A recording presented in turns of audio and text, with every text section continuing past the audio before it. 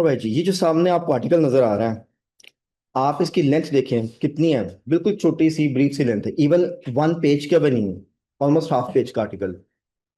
ठीक है। टॉपिक के ऊपर लगा हुआ है, इसके सब हेडर्स लगे हुए हैं, नीचे पैराग्राफ्स बने हुए हैं। बेसिकली जो आज हम लाइक टॉपिक डिस्कस करेंगे, जीटी का पेपर है, जनरल ट्रेनिंग का। और जैसे भी मैंने आपको बताया, इससे फर्क नहीं पड़ता कि जनरल ट्रेनिंग है कि एकेडमिक है। हाँ, जनरल ट्रेनिंग में है कि थोड़ा सा इजियर पोर्शन होगा, मगर है कि ट्विस्ट एंड टर्न्स इसमें भी उतने ही होते। गुड। हमारा फोकस है कि हमने टेक्निक सीखनी है क्वेश्चंस की, कि क्वेश्चंस कैसे आएंगे, उसको सॉल्व कैसे करना। That's what we are doing. So as you can see, there is an article, और इस पूरे सेक्शन पे 14 क्वेश्चंस हैं, that's written on the top. मगर इस पैसेज के ऊपर सिर्फ 5 क्वेश्चंस हैं। तो इंस्ट्रक्शंस आपने लास्ट में पढ़नी ध्यान से। कॉम्प्रिहेंशन के पेपर में आम तौर पे जो आपके क्वेश्चंस है वो इसके बाद हैं। मगर आजकल क्योंकि हम कंप्यूटर पे चले गए हैं, तो आपका जो स्क्रीन है और पैसेज है वो पैरेलल चल रहा होता है। ठीक है। अभी इसको हम सॉल्व कर लें, फिर बाद में वो भी देख लेंगे। So we have these first 5 questions which are based on the text which we have seen. इसकी जरा इंस्ट्रक्शंस जो है जरा जल्दी से पढ़ लो। Just read all these instructions. ये वाली 3, इसमें क्या लिखा, just read it quickly.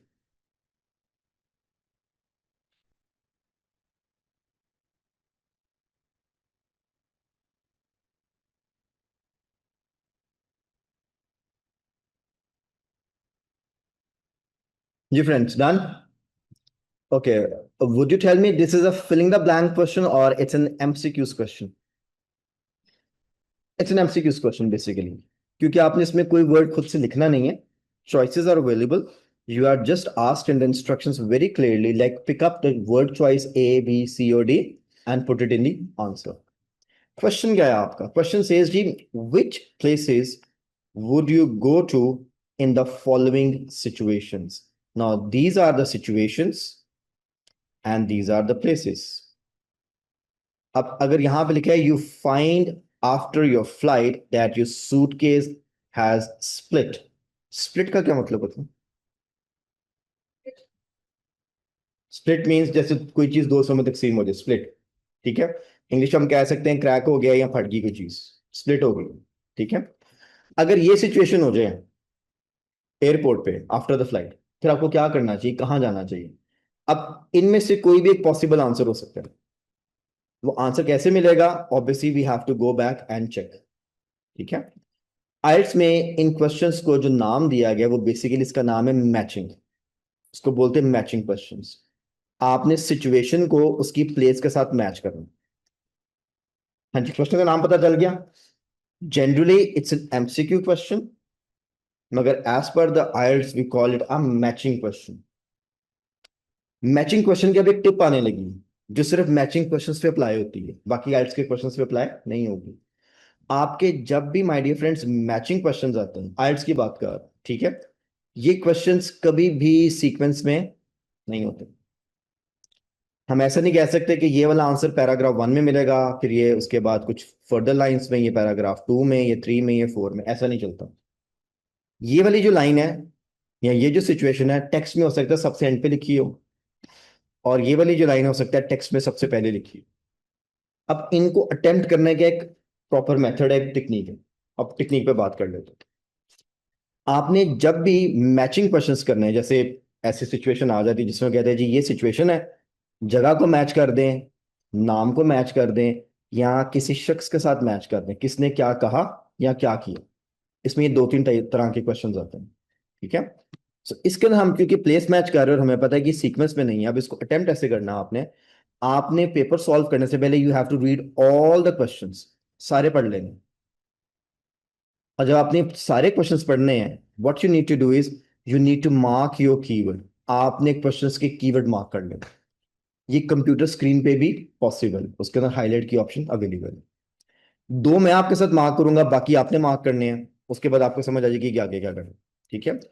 First question says G, you find after your flight that your suitcase has split. आप इसको चाहे तो 3 हिस्सों में तकसीम कर सकते हैं या 2 हिस्सों में। मैं इसको 3 में करूंगा। यू फाइंड, आपको पता चला, यहां पे फाइंड से पता चलना है। कब पता चला? After your flight. और क्या पता चला, that your suitcase has split. अब आप कहेंगे सर आपने तो पूरी क्वेश्चन को मार्क कर दिया, तो कीवर्ड किधर है? ये पूरी स्टेटमेंट ही कीवर्ड है। The thing is we need to mark it in chunks, it's not about one word. Please ये टेक्निक याद रखनी है। बाकी टीचर्स जो भी बता रहे हो, मेरा यही मेथड है और ये ज्यादा फ्रूटफुल, क्योंकि आपको ये वाली लाइन एज इट इज नहीं मिलनी है, फ्रेज फॉर्म में मिलनी है। So you need to understand the entire phrase.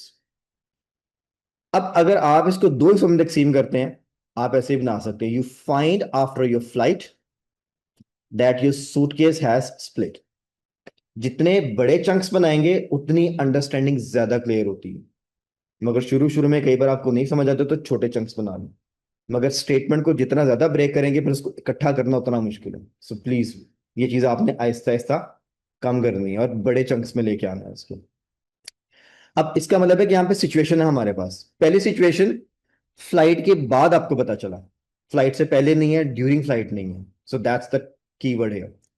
और पता क्या चला कि आपका जो सूटकेस है उसमें स्प्लिट है। सूटकेस है कि सूटकेसेस है? सिंगुलर है, ठीक है। स्प्लिट है कि ब्रोकन है?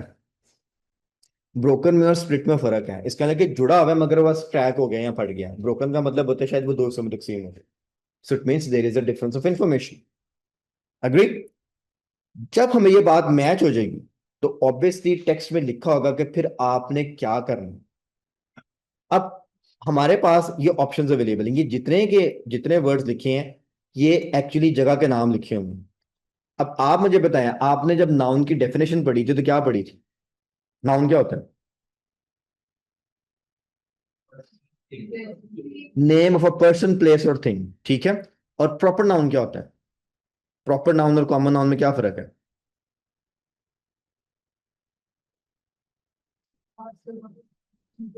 Good, good. And what is common noun?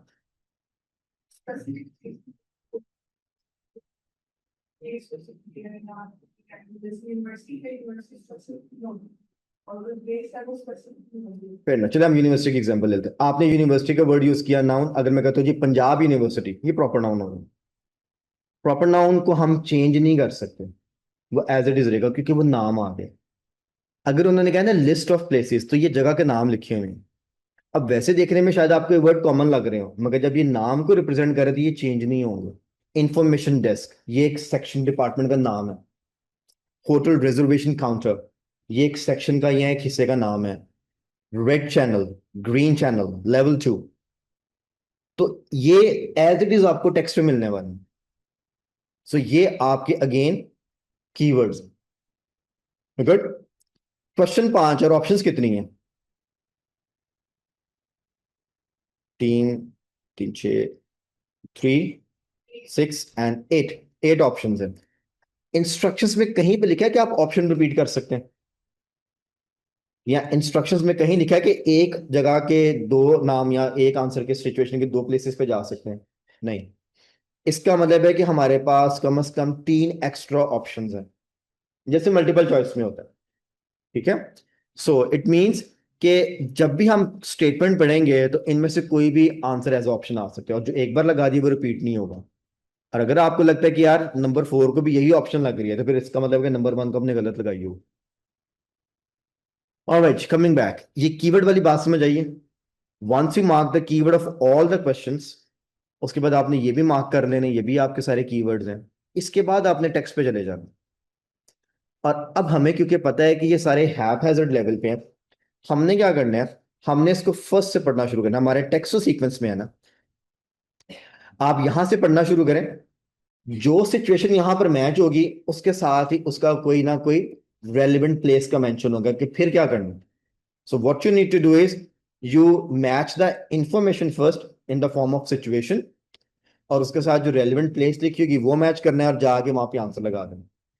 तो आप एक ही साथ पांचों क्वेश्चन को डील कर रहे हैं, वन बाय वन नहीं डील कर रहे हैं। That's why you have to read all the questions first. और ये आपने मैचिंग वाले क्वेश्चंस में करना है। सिर्फ किस में करना है? मैचिंग वाले में। बाकी अभी और करेंगे तो उसमें नहीं करना है, उसमें क्या करना है वो हम आगे बात करें। हाँ जी, बात समझ आ गई है? So I am gonna give you maximum 6 और 7 मिनट्स। 5 क्वेश्चन है, read all the questions, mark your keyword, come back to the text. Text को सीक्वेंस से पढ़ें, जैसे जैसे आंसर मिलता जाए, go back, answer question, come back and so on. Maximum 6 और 7 मिनट्स। ठीक है जी, शुरू हो जाए। 6 या 7 मिनट के बाद आपसे बात करते हैं।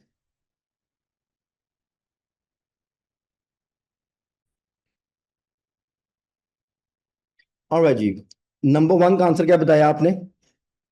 सी इज करेक्ट। ठीक है, lost and found center counter, sorry. हमारा कीवर्ड था जी, you find after your flight that your suitcase has split. मुझे रेफरेंस बताएं, पैराग्राफ में कहां पे लिखा हुआ है ये बात? फर्स्ट पोर्शन के अंदर और इसकी सेकंड लास्ट लाइन से यहां पे लिखा है जी, you can proceed to the lost and found counter. देखें, नाम सेम आ गया। किसके लिए? For advice if you cannot find your baggage. वो तो नाम से पता लग रहा है कि लॉस्ट हो गया। ठीक है, और क्या लिखा है? ओ आर, और would you like to report damaged baggage. अब यहां पे डैमेज का क्या मतलब हुआ? स्प्लिट, क्योंकि स्प्लिट इज बेसिकली डैमेज। अब अगर आपको यह आंसर नहीं मिल रहा, सीखने की बात क्या थी कि आपका जो स्प्लिट का वर्ड है वो डैमेज के साथ उन्होंने रिप्लेस किया हो। It's not a synonym but it's kind of a paraphrasing, क्योंकि स्प्लिट का मतलब होता है फट जाना, दो से यहाँ क्रैक आ जाना। डैमेज का मतलब एक जनरल, डैमेज में कुछ भी आ सकता है। सो ये चीज आपने अंडरस्टैंड करनी होती है, that's what you need to understand. दूसरा, उन्होंने आपको डिट्रैक करने के लिए पहले एक बार डाल दी है, जो कि लिखा हुआ उसके नाम से पता भी लग रहा है, लॉस्ट एंड फाउंड, मगर साथ ही उन्होंने दूसरी चीज भी डाली है। गुमा है तब भी इधर आना है, और अगर आपका डैमेज हो गया बैगेज तो तब भी इधर आना है। Question number 2, you want to reserve a room at a transit hotel. पहले तो मुझे बताएंगे ट्रांजिट होटल क्या होता है? थोड़ी देर के लिए, आप क्या कह रही हैं? ट्रेन, ठीक है। फॉर एग्जाम्पल, फ्लाइट्स के दरमियान अगर आपकी कनेक्टिंग फ्लाइट्स हैं, एक फ्लाइट आपने ली, आपका कम से कम कोई 8 10 12 घंटे का स्टे है, और उसके बाद आपकी अगली फ्लाइट है। अब आपने एक दिन भी नहीं रुकना, कुछ घंटे रुकना आपने, तो अब आप इतना टाइम एयरपोर्ट पे नहीं गुजार सकते, इट्स वेरी टायरिंग, क्योंकि ऑब्वियसली वहां पे सिर्फ बैठने की जगह होगी, लेटने की तो जगह नहीं होगी। सो उसके लिए क्या करते हैं फिर, कई बार एयरलाइंस या आपने खुद ट्रांजिट होटल्स बुक किए होते हैं। यहाँ पे आपने स्टे नहीं करना होता, यहाँ पे आप रुकने के लिए नहीं आए होते, बस है कि आपका सफर के दौरान जो स्टे आ जाता है उसको हम ट्रांजिट होटल्स बोलते हैं। दूसरा है कि आप अगर कहीं पहुंच गए अपनी डेस्टिनेशन पे, और आप कहीं पे एज अ वेकेशन के लिए गए हुए हैं या किसी काम के लिए भी, तो अब आपके पास अगर अपना घर नहीं है, रिलेटिव्स नहीं है, फ्रेंड्स नहीं है, आप होटल पे रुकेंगे, फिर वहां पे आप स्टे करते हैं, वो ट्रांजिट होटल नहीं होता। डेस्टिनेशन पे पहुंच कर जो होटल लेते हैं, that is just hotel booking. और दौरान सफर जब आप बुकिंग्स करते हैं, कुछ घंटे के लिए जो स्टे होता है, that is a transit hotel. Question है जी, you want to reserve a room at a transit hotel. Reference दे जी कहां पे है, पहले आंसर बताएं, इसका आंसर क्या है? आंसर है जी रिसेप्शन डेस्क। ओके जी, रेफरेंस दें। सर लास्ट पैराग्राफ की लास्ट लाइन में है। ऑलराइट जी, फेयर इनफ, क्योंकि होटल रिजर्वेशंस की बात आ रही है हमारे पास, ऑलरेडी इसका एक टाइटल भी लगा हुआ है। You can make these at a hotel reservation counter with $10 per reservation deposit deductible from your hotel bill at the end of the stay। अब इस पूरी दो लाइंस के अंदर ट्रांजिट होटल का रेफरेंस नहीं आया। अब यहां पर अगेन वोकैब की बात आ रही है। अगर आपको पता है कि होटल बुकिंग क्या है और ट्रांजिट होटल बुकिंग क्या है, सो यू नो कि this is not the reference. अगर आप आगे बढ़े तो आगे का लिखिए, these counters do not handle, ये एच मिसिंग है यहाँ पे, द ट्रांजिट होटल्स। कौन नहीं हैंडल करता? Hotel reservation counter. ये ट्रांजिट होटल को बुक नहीं करता। कौन करता है? फॉर दीज कौन से हैं? Transit hotels. अब ये उसने इसका रेफरेंस प्रोनाउन दिया है यहाँ पर। पिछली लाइन में लिखा है ट्रांजिट होटल्स, अगली लाइन में उसने उसको दीज कह दिए। For these go to the reception desk on level 3। तो कहां पे जाना था? Reception desk. आप में से काफी लोगों ने इसका आंसर गलत निकाला था, so you got it now. So it means कि ये एक बात है और ये दूसरी बात है, तो transit hotel is different and hotel reservation is different. अब अगर आपका ये आंसर गलत है, तो अब आपको एक डिस्टिंक्शन नजर आएगी कि ट्रांजिट होटल की बुकिंग क्या होती है। सो इट मींस वो क्या? यस सर, बिल्कुल ठीक है। ओके जी, क्वेश्चन नंबर 3, आंसर क्या है इसका? बीटा कह रहे हैं कि डी? डेल्टा, रेड चैनल, ठीक है। You are not sure if you have bought too much in the duty free shop. अगर आप में से किसी ने भी कभी इंटरनेशनल ट्रेवल्स किए हैं तो ये एक बड़ी कॉमन सी बात है। रेड चैनल ग्रीन चैनल भी एक नाम चलता है, या अदरवाइज कस्टम डिक्लेरेशंस में जाना होता है। अगर आपके पास कुछ भी डिक्लेयर करने के लिए नहीं है तो आप पास थ्रू कर जाते हैं, अगर डिक्लेयर करने के लिए हो तो ऑब्वियसली कस्टम्स वाले फिर आपको चार्ज करते हैं। ठीक है। सो यहां पर यह है कि अगर आपने कोई ऐसी चीज परचेज कर ली है और आप अनश्योर है कि यार इसका मुझे पे करना पड़ेगा कि नहीं करना पड़ेगा, तो फिर कहाँ जाना चाहिए? यहाँ पे लिखा you are not sure if you have bought too much in the duty free shop. Reference बताएं जी। ऑलराइट, कस्टमर क्लियरेंस में सेकंड लाइन हम इसको पढ़ ही लेते हैं। यहाँ पे लिखा है जी, please use the green channel for your luggage clearance if you do not have controlled or prohibited items to declare or have not exceeded duty free concession. Please use the red channel if you have items to declare or are in doubt. Are in doubt आ गया, you are not sure. ठीक है। अच्छा, ये duty free shop क्या होती है, इसका concept क्या है? What is duty free shop?